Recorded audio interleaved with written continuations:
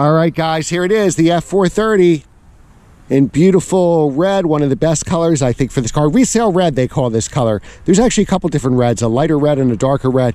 You have the tan interior. That's what they call the best Ferrari spec, red with the tan interior. Look at those wheels and brakes. I think this car was ahead of its time. The Scuderia Shield here that you pay good money to have on your car that you probably need for resale value as well. Fantastic, phenomenal looking car. I like this car much better looking than the than the 360. Now, I know a lot of people like the cleaner look of the 360, so comment below if you are an F430 person or a 360 person. Now, this is the Spider. Coupes, manual coupes are the top of the heap here. You could probably get a good deal on F1 Spiders. And the great thing about this Spider is you can hear this V8 engine, naturally aspirated. This and the 458, the 360, all the other ones before. 488 was the first one with the turbos. 490 horsepower, which was really incredible for model 2006 model year. It actually came out in calendar year 2005, and that was really ahead of its time as far as the horsepower front. So let's go inside. I'll show you how to start it and some of the features. You have these beautiful Daytona seats. That actually adds to resale value as well. So this is probably one of the best spec cars. You even have the Ferrari mats. You could have the tachometer, if I remember correctly, in yellow or red. I would spec yellow, and that's what this has. You have some carbon fiber here. I always love the interior, and it's a ton of room for two people. It's a two-pedal car. We have the F1 transmission. Unlike the McLaren that you can do up and down, going back and forth on each side, it's more of a toggle. Here you have up, always to the right, down, you know, the way it always is, old school. You can put in weather, wet mode, race, sport, engine start button. So that's not a stop button, it's just a start button. All right, so let's close the door. This is how you go in reverse. You put in reverse for this car to shift automatically, put it in automatic. Your parking brakes, these are your mirror controls. Hard to see. Left mirror, right mirror. We have to adjust those every time you have a car. Power outlet for your radar detector, probably. A manual parking brake, which is awesome. This makes the top up and down. It's a cold day, so I'm not going to do that. And this car is for sale at DCH Acura. So let the new owner do that. It's probably my phone for work. Sorry about that. And then you could put there's a little window you see behind us you could put down. That's for wind buffeting. I believe you can lower that. Correct me in the comments if I'm wrong. To hear the exhaust. All right, so to start the car up, we'll put our seatbelt on first. Now, the gas is actually digital and on this bottom right-hand corner. So when I first started it up and needed gas, I had to do that before the video. And then you have your other temperatures here for water and oil. So you put the key in, just like an S2000, put the key in and turn it. That won't start the car, though. And then you press the start button, and that starts the car. And it gives you all your checks. It tells you what mode you're in. And this is the gas gauge over there. So let's try driving in auto mode first. So we're going to press auto. And to go into first gear after being in neutral or reverse, you press the paddle up, and that puts you in first gear. We'll put the parking brake down, and then we'll get going. Now, the McLaren GT that we drove was very smooth in auto mode. It was so smooth, I didn't really need to use the paddles. That's how good it was. Such a visceral car. You can't go wrong buying one of these. And they're only going to go up in value. And I guess I wasn't in auto mode because I had a shift there, and I know in auto mode I don't think it would do that. Oh yeah, now we're getting some confidence.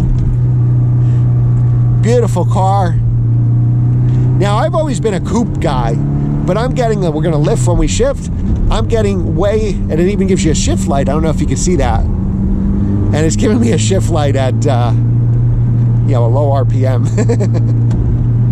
And again, this gets about 13 city, I think 17 highway. And this is when the APA was like overestimating gas mileages, so you're probably gonna get less than that, to be honest, but who cares? All right, so let's try auto again.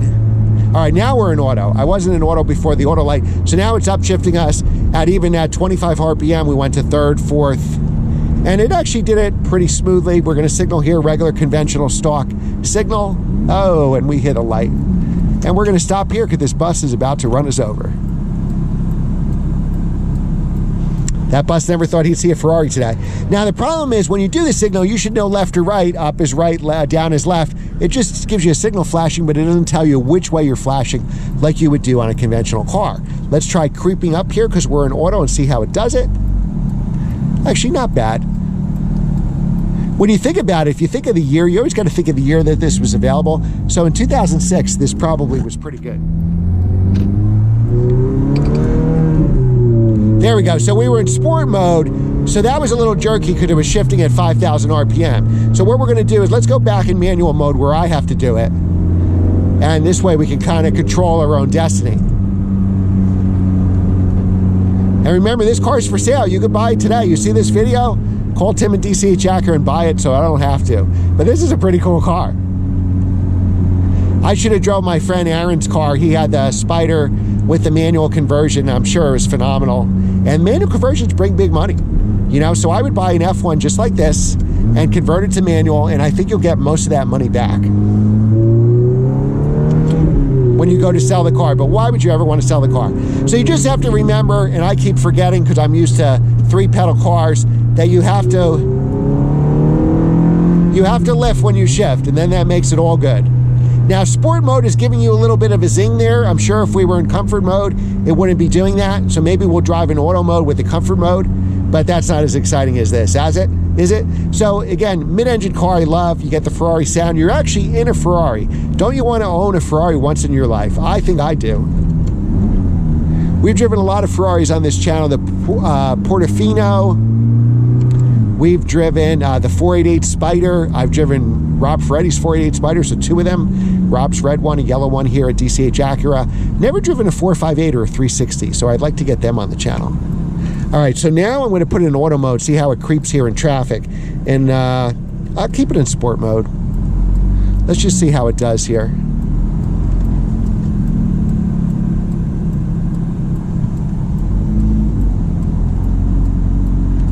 It's fine. I mean, it's fine while I'm on the gas. When I get off the gas, you'll see a little jerkiness, and that's to be expected.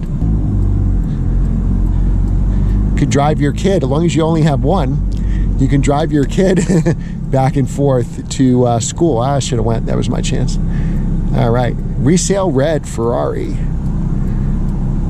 Well, the F430 holds up. And 2006 me would really have gotten a kick out of this car because it was really ahead of its time. It was probably one of the fastest cars you can drive. I drove one of these, not in 2006, later, at a driving event, you know, with this and the Murcielago, the GT3, the V10 M5, and I'm telling my 2 favorite cars were this was my favorite, and then second favorite was a 997.1 GT3, and you can see they're both valuable and collectible cars, fast forwarding to 2022. I like how all the gauges are analog here. You have some digital, like the odometer and the gear selector and the gas gauge. But everything works, and I think that's a testament to Ferrari. All right, so let's put it enough. I like shifting myself, so that put us up to 5th for gas mileage purposes. Why do we care about gas mileage? And the ride is actually very good. So when we hit these manhole covers, no matter what car, it's going to reveal some stiffness because we're not driving a Corolla. But it actually shifts very well and is quite comfortable. I don't know what's going on here with all these cars. So we're going to stay out of the mayhem and stay in this lane. All right, so you're not supposed to meet your heroes, right? Yeah, this car reminded me almost exactly how I thought it. Back then, this was a supercar. This was supercar performance, being 3.5 seconds to 60, you know, with perfect weather on sticky tires, and this was just amazing. At the time that I drove this car, I think it was the fastest car that I had ever driven. Now, there are faster cars, but they're definitely not more visceral cars. All right, so you definitely feel the single clutch here, but that's a good thing. You feel like you're doing a manual transmission. Oh man, I like this car. I don't care that it's not a stick.